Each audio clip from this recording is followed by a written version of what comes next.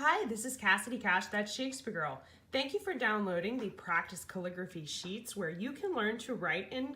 with a quill pen just like William Shakespeare. Now we're going to be showing you how to do what's called fake calligraphy, and it's how to get that calligraphy look whether or not you have a quill pen. Now I'm using a Sharpie pen,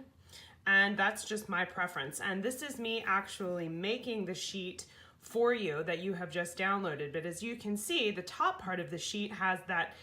thick lined calligraphy embellishment, whereas down at the bottom, this line down at the bottom doesn't have it at all, and neither does the word fire. The way that I did this was I went through and I wrote the words first using all of the flourishes and dips where I wanted them to be, and then I go back over the letter with the pen to add this little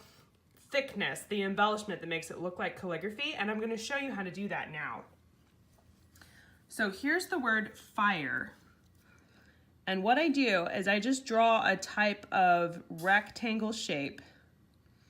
just on the outside of the letter and then color it in, and that adds that little embellishment, and you can do it for every letter. You don't want to do it on every line because you want it to have that combination, but it's really just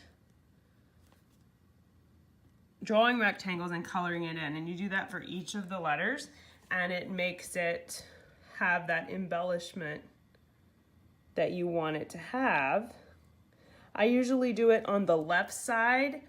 of most letters so that the right side has the thin flourish, and I just go over all the letters and give it that little embellishment. The Sharpie pen is really good for this because it's narrow, and so you can color it kind of how you want, but you'll just go through all the letters just adding those little embellishments, and then it'll look like the rest of the page. So when you get your download, you can print it, and these second lines here are for you to practice what's up above, and so you can be writing just like Shakespeare in no time.